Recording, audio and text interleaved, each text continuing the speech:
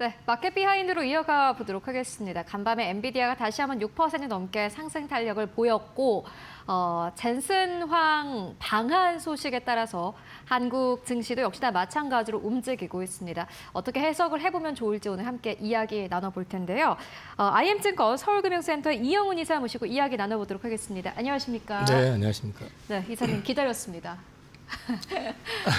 젠슨 황 CEO 이제 방한을 얼마 남겨두고 있지 않은 상황인데 이사님의 의견이 굉장히 궁금했습니다. 일단은 젠슨 황 CEO가 한국에 오는 이유, 숨은 배경 어떻게 보시는지 듣고 가도록 하겠습니다.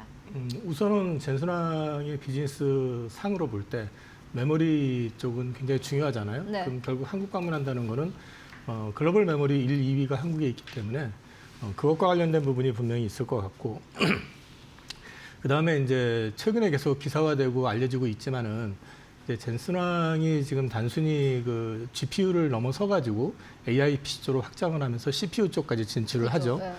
그렇게 되게 되면은 결국은 협력 파트너가 더 필요하게 될 거고 젠슨 황의 궁극적인 목적은 그런 걸 파는 걸 넘어서 가지고 플랫폼을 역시 이제 공유하면서 네. 자사의 어떤 위상을 높이고 또 매출을 높이는 작업을 한다는 측면에서 봤을 때는 계속 언론에서 회자되고 있지만 우리나라에서 이제 휴머노이드 쪽으로 진출을 지금 시도하고 있는 그룹사들이 좀 있잖아요. 뭐 LG가 됐든 두산이 됐든 최근에 이제 그리고 또 뭐 인수는 했지만 아직 보여지는 게 없는 삼성 같은 데도 있고 이런 쪽과 관련해 가지고 휴머노이드 관련된 입장 이런 부분들을 물론 오기 전에도 이제 한국의 휴머노이드 쪽에 투자 의사를 밝히기도 했던 것처럼 그런 거에 대한 투자 파트너에 대한 부분 그리고 이제 결국은 또 칩을 팔아먹기 위해서 온 거 아니냐 그렇게 보고 네. 있습니다. 네, 일단은 뭐 이제 엔비디아가 사업을 확대하면서 그만큼 파트너들이 더 많이 필요할 테고 한국 기업들이 필요할 테다 이런 의견 함께 전해주셨고요. 일단은 젠슨 황의 방한 이벤트가 한국 시장에서 어떻게 보면 조금 굉장히 극단적으로 움직이고 있다라는 생각까지 듭니다. 어떻게 보십니까? 그게 이제 포모 현상하고 맞물린 거라고밖에 설명이 안 되고요. 네. 그거는 이제 그동안에 보시면은 국내 증시가 철저하게 반도체 특히 IDM 업체 두 개의 어떤 종목으로 쏙 쏠렸었잖아요. 그러니까 삼성전자하고 하이닉스 쪽으로만 집중이 되다 보니까 거기에 목말라 있는 사람들이 거기를 추격하지는 못하고 그러면 젠슨 황이 방한을 하게 됐을 때 작년에 깐부회동 이후에 보여줬던 퍼포먼스도 있는 데다가 어찌됐든 간에 젠슨 황의 어떤 밸류체인에 묶일 수만 있다고 하면은 한 단계 더 오르지 않겠느냐라는 기대감이 여타 이제 우리 그룹사들 그동안 소외됐던 쪽으로 좀 확산이 되는 그런 측면이 있는데 사실 이거는 포모 현상하고 이제 맞물려 있다는 측면에서 보면은 네. 일견으로는 이해되지만 한편으로는 그만큼 시장이 아주 편안하지는 않은 네, 이제 좀 쏠림이 좀 가속화되고 있다. 그리고 또 사실 뭐 글로벌 증시에서 이제 랭킹 5위권까지 올라왔다고 하는데 일개 젠슨 황이라고 하는 CEO가 영향력이 없다는 걸 얘기하는 건 아니지만은 그 사람 방안 누굴 만나느냐 누구하고 뭘 하느냐에 따라서 주가가 그렇죠. 급등하는 건 사실은 우리나라 증시 입장에서 봤을 때 또 한편으로는 좀 자존심의 문제도 좀 있지 않나? 뭐 사실 이제 저는 올드보이니까 그런 생각도 좀 들더라고요. 살짝 좀 언짢은 것도 있어요. 그러니까 한편으로는 증시 부양의 그러니까 증시가 펌핑된다는 측면에서는 좋은지 모르겠는데 또 한편으로는 그것 때문에 시장이 전체적으로 쏠려가지고 움직인다는 것 자체가 아직은 좀 증시의 어떤 질이 정상적이진 않은 것 같다. 그런 느낌을 갖고 있습니다. 아마 이런 강세장의 처음일 테니 사실은 이렇게까지 올라가는 건 처음이지 않습니까? 그렇기 때문에 뭔가 이제 분위기가 좀 변화하고 있다 이렇게 저는 보여지는데 어떻게 보세요? 지금 흐름 자체는 한편으로는 이해가 되고요. 한편으로는 조금 고민스러운 지점이 있어요. 그러니까 이해가 된다는 지점은 그동안에 삼성전자 하이닉스 같은 경우는 밸류가 뭐 실적이 500조가 나온다고 해도 PER로 5배 계속 그랬었잖아요. 그러니까 상대적으로 계속해가지고 메모리 섹터 같은 경우는 이 사이클 산업이다 해가지고 여긴 좋을 때만 좋은 거고 나쁠 땐 정말 안 좋아져 그렇죠. 하는 것 때문에 저평가되고 있었는데 최근에 이제 PBR을 PER로 이제 봐야 된다는 시선들이 많아지게 되니까 이 얘기는 뒤집어 놓고 말씀을 드리면 이게 지속 가능성에 대한 기대를 지금 보여주고 있는 거거든요. 네. 그러면서 재평가 얘기가 나오니까 당연히 주가는 올라간다. 그리고 저평가된 거 맞잖아라고 하면은 맞는 얘기거든요. 그런데 그렇다고 해가지고 멀쩡한 섹터, 성장이 어느 정도 담보가 돼 있는 섹터, 심지어는 반도체 내에서 소부장까지 다 정리를 해가면서 글로 넘어가는 거를 보면은 이거는 또 한편으로 볼 때는 아무리 저쪽이 좋다 해도 이쪽이 실적이 없는 것도 아니고 성장이 없는 것도 아닌데 좀 심하잖아라는 그러니까 이제 쏠림에 대한 네. 부분 그 두 가지가 교차되는 감정이라서 솔직히 좀 저도 생각이 좀 복잡합니다. 사실 이 쏠림 현상에 대해서는 여전히 투자 의견도 계속해서 제시가 되고 있습니다. 한국이 삼성전자, SK하이닉스에만 이렇게 쏠린 것은 사실 한국 체력이 약해져 있다. 이러한 투자 의견이 어제 또 외국계 투자은행에서 나오기도 했고요. 일단 젠슨황 이야기로 다시 돌아가면은 이게 젠슨황 CEO가 방한을 하는 이유가 한국형 AI 데이터 센터 구축이라는 뭔가 큰 그림을 가지고 있다라는 의견도 나오는데 어떻게 생각하십니까? 우리나라한테 직접 여기서 데이터 센터를 구축하겠다라고 선언을 하면서 투자 선언을 하면 굉장히 큰 선물이 될 것 같긴 한데 여태까지 성향으로 봐가지고는 그럴 것 같지는 않고요. 저는 결국은 칩을 팔아먹기 위해서 오는 거가 첫 번째일 것 같고 네. 또 한 가지는 이제 휴머노이드 쪽 관련돼 가지고 결국 자신의 플랫폼 아래에 누구를 협력사로 둘 것이냐 이제 그런 부분들에 대한 선택 이런 것들 때문에 오는 거 아니냐. 그리고 앞서 말씀드렸던 이제 HBM이라든지 이제 레거시 메모리 관련해 가지고 여전히 쇼티지는 지속될 가능성이 높기 때문에 그 부분에 대한 것도 관리를 해야 되잖아요. 예, 그런 측면에서 오는 거라고 저는 보고 있습니다. 네, 알겠습니다. 일단은 그리고 여기에 더불어서 이제 한국 기업들의 파트너를 굉장히 많이 만나지 않습니까? 이렇게 엔비디아가 굳이 한국 기업들을 더 많이 만나는 이유 그리고 젠슨황이 GTC 생각해보면 내가 서울에서도 개최할 수 있을 것 같아 라고까지 언급하는 이유는 뭘까요? 미국은 기본적으로 제조 기반이 약해요. 그리고 글로벌 그 경제를 놓고 봤을 때 제조 인프라를 제대로 구축하고 있는 나라가 몇 개 안 됩니다. 구체적으로는 우리나라가 있고요. 네. 옆 나라 일본이 있고 독일이 있고 그다음에 중국이 있습니다. 근데 중국에다가 그 짓을 했다간 트럼프한테 좋지 않을 거 아니에요? 협력을 했다가는. 그리고 중국을 키워주는 모양이 되니까. 그러면 이제 나머지 3국을 대상으로 해야 되는데 아시다시피 독일도 조금 애매해진 상황이고 일본 같은 경우는 또 변화에 그렇게 유연하진 않습니다. 그런데 한국 사람들의 특징은 새로운 거, 신선한 거 나왔다 하면은 일단 들이대고 보는 스타일이잖아요. 그래서 전 세계에서 지금 AI 보급률이 제일 높은 나라 중에 하나가 한국입니다. 실제로 그 우리가 AI 소프트웨어들 활용하는 거 보시면은 그것도 역시 우리나라는 심지어 50대, 60대도 적극적으로 좀 하고 계시거든요. 그렇죠. 그러니까 이런 부분들을 놓고 봤었을 때 이제 활용성 또 그다음 확산에 되게 유리한 측면이 있고 그 제조 기반에다 그거를 접목을 시켰을 때 그것의 확산 그리고 또 그것이 결국 미국으로 가져간다고 했었을 때 실험의 도구가 될 수도 있는 거거든요. 미국이 지금 제조 기반을 강화하려고 하는데 분명한 거는 현재의 어떤 여건 그러니까 인건비라든지 뭐 이런 어떤 재반 비용을 놓고 봤었을 때는 그냥 넘어가선 불가능하단 말이에요. 아무리 좋은 기업이 가가지고 공장을 세워도 기본적으로 경쟁이 안 돼요. 그럼 이걸 경쟁을 강화시키고 그다음에 경쟁력을 높이려면 결국 AI가 들어가야 되거든요. 그렇게 본다 그러면은 한국을 통해 가지고 이것이 접목이 되고 그것의 어떤 효능이 보인다 그러면은 요즘 잘하고 있는 게 한국이나 일본한테 돈 내놔 투자해 지어 하고 있는 상황이잖아요. 여기서 간접적으로 확인도 될 수 있는 거고. 네. 이런 게 이제 결국은 AI의 확장이라는 측면에서 봤을 때 가장 최적의 파트너가 한국일 수밖에 없다. 예, 그런 맥락에서 한국을 더 선호하고 있는 것 같습니다. 그렇다면 뭐 한국 증시에 사실 좀 뭐 기대를 해볼 법한 요인이겠죠. 근데 이제 한 가지 아셔야 되는 게 한국에서 선택이 됐다고 해가지고 그게 무조건 다 좋은 건 아니에요. 그러니까 그룹사가 됐든 기업이 됐든 간에 명확한 그쪽 방향에 대한 목표가 정해져 있어야 그렇죠. 되거든요. 현대차그룹을 제가 계속 좋게 말씀드렸던 것도 거기는 미래 산업에 대한 자율주행, 휴머노이드, 그다음에 UAM 이런 것과 관련해 가지고 명확한 방향성을 가지고 지금 접근을 하고 있는 거잖아요. 근데 별 생각이 없는데 갑자기 떠밀려 가지고 뭐 너도 그죠. AI지 이렇게 되게 될 경우에는 사실은 열심히 칩만 사놓고 활용도 못하고 뭐 그런 상황이 올 수도 있는 거거든요. 그게 비용이 될 수도 있는 거기 때문에 무조건 뭐 그쪽에서 선택했다고 해서 같이 간다 이런 개념보다는 그룹의 전략이라는 게 같이 맞물려야 된다. 예, 그런 측면에서 보셔야 될 것 같습니다. 네, 회사의 경쟁력 그리고 방향을 보는 건 어떻게 보면은 우리가 주식 투자하는 데 있어서 가장 기본적인 의무가 아닐까 하는 생각이 들고요.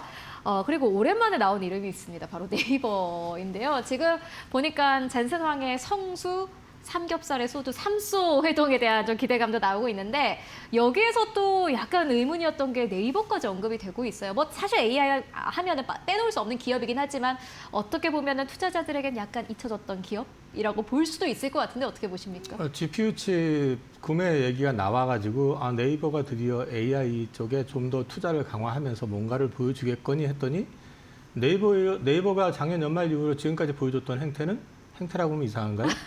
오늘 약간 표현이 상남자의 그 표현들이 많이 나옵니다.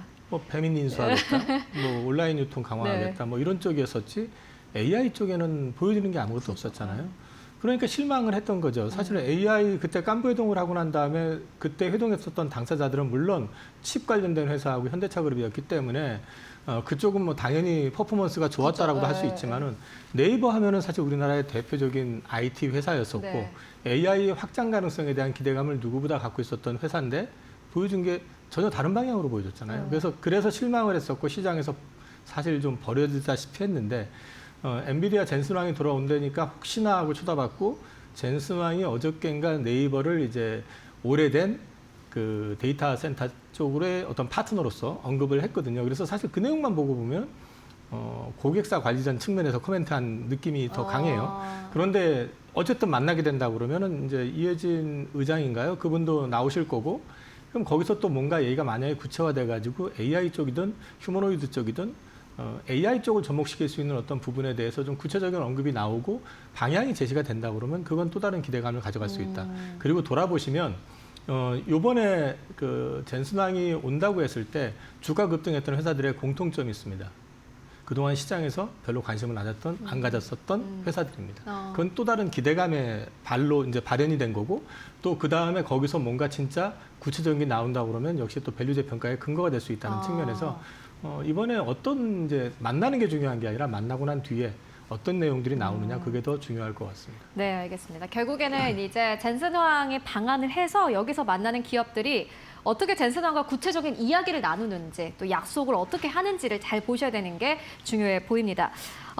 그리고 일단 뭐 지난주 LG CNS, 삼성 SDS 이러한 기업들도 폭등세가 나왔습니다. 역시나 마찬가지로 뭐 재평가 기대해봐도 되겠습니까? 사실은 SI 업체들이 주가가 너무 부진했었고요. 시장에서 저도 저거 쳐다보면서 관심에 넣어놓고 왜 안 가지?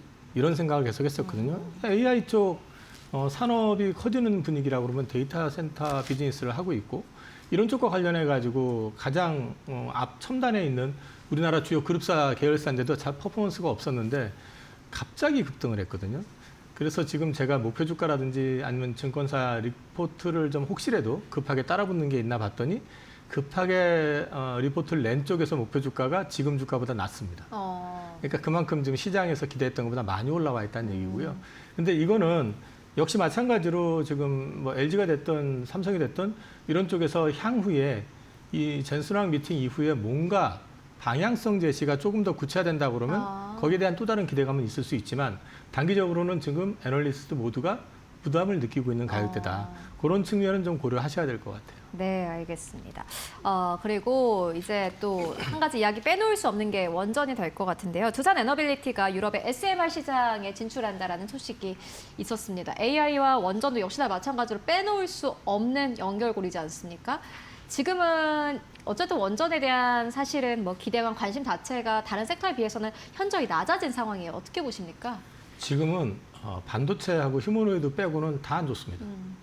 원전, 전력기기, 뭐 그밖에 그린에너지 대부분의 섹터, 뭐 조선, 방산 다 보시면은 시장에서 칩을 사기 위해서 전부 팔아버리는 그런 패턴이기 때문에 지금 시장에 어떤 쏠림이 계속된다 그러면 여전히 부진할 가능성이 있는데 분명한 건 방향성을 놓고 얘기하라 그러면은 이 원전이라는 산업 자체가 이렇게 끝이 날까? 특히 SMR 같은 경우는 지금 중국은 상용화가 시작됩니다. 올해부터 이제 상용화가 되거든요. 이제 지은 건 올해 완성이 되고 가동이 시작이 되는데 그럼 미국이 그거를 보고서 가만히 있을까? 그리고 또 전력난이 그러면은 다른 걸로 대안이 바로 나올 수 있을까? 지금 현재 트럼프 행정부가 2050년까지 300기를 짓겠다고 예고를 했었거든요. 근데 아직 한 기도 발주가 안 나왔어요. 그런데 최근에 보면 어쨌든 움직임은 있습니다. 저는 이거는 시간의 문제일 뿐이지 진행은 될 거라고 봅니다.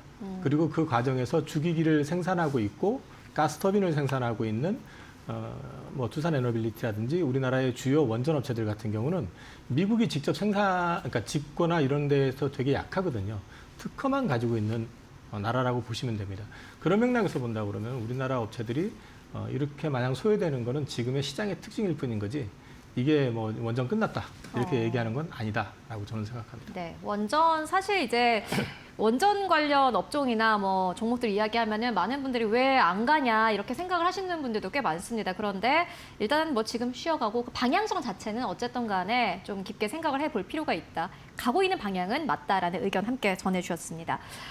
그리고 이번에 이제 젠슨황 CEO의 방안으로 사실 구체적인 약속이 나오는 기업이 어떤 것인지를 보는 게 중요하다라고 의견 전해주셨는데 그렇다면은 좀 이사님께서 보시는 쪽이 있으신가요?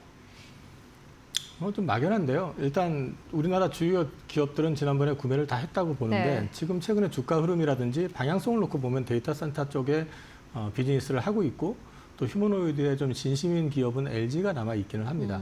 그래서 혹시 만약에 GPU를 젠슨왕이 판다면은 그룹사로 봤을 땐 그 가능성이 있지 않을까. 어쩌면은 지금 그래서 LG가 사실은 휴머노이드에서 보여줬던 퍼포먼스라든지 이런 거 대비해가지고 제가 볼 때는 좀 과하게 올라간 측면이 있는데 그것도 이거에 대한 기대감이 같이 묻어간 거 아닌가 하는 생각을 해봅니다. 네, 알겠습니다. 그리고 보니까는 이제 삼성전자가 HBM4E 12단 샘플을 고객사에게 최초로 출하했다라는 소식이 한 이틀 전에 나왔습니다. 뭔가 약간 판도가 변할까 어떻게 보세요? 여전히 지금은 HBM 쪽은 하이닉스가 1위인 건 맞고요. 다만 이제 HBM4, 그다음 4E 쪽에서 샘플을 제일 먼저 출하를 했다는 것 자체는 로직 다이 문제가 좀 있거든요. 그래서 삼성 같은 경우는 파운드리를 직접 하기 때문에 로직 다이까지 직접 만드는데 하이닉스 같은 경우는 TSMC하고 협업을 해야 되는 그런 구조가 있습니다. 그래서 아직까지는 TSMC하고 협업하는 데 있어가지고 약간의 이슈가 될 만한 뭐라고 해야 되나 좀 노이즈가 있는 것 같아요. 그래서 그쪽과 관련된 부분은 속도는 분명히 삼성이 빠른데 문제는 이제 하이닉스도 그렇고 또 특히 엔비디아 같은 경우는 속도가 중요한 게 아니라 수율이 중요하거든요. 그래서 그런 부분에 대한 과정을 좀 지켜볼 필요는 있다. 아직은 뭐 단정하기는 좀 어렵지만 어찌됐든 삼성이 HBM의 패권을 되찾고자 하는 몸부림은 굉장히 강한 것 같다. 그렇게 이해를 하시면 될 것 같습니다. 네, 알겠습니다. 삼성전자까지 함께 짚고 왔습니다. 일단 젠슨황 CEO의 방안에 따른 국내 시장은 일단은 뜨겁습니다. 앞으로의 시장 분위기 그리고 이게 진짜 구체적인 약속으로 이어질지 여러분들 함께 확인해 보시는 게 중요해 보입니다. 네, 지금까지 이영훈 이사와 함께 이야기 나눠봤습니다. 말씀 고맙습니다.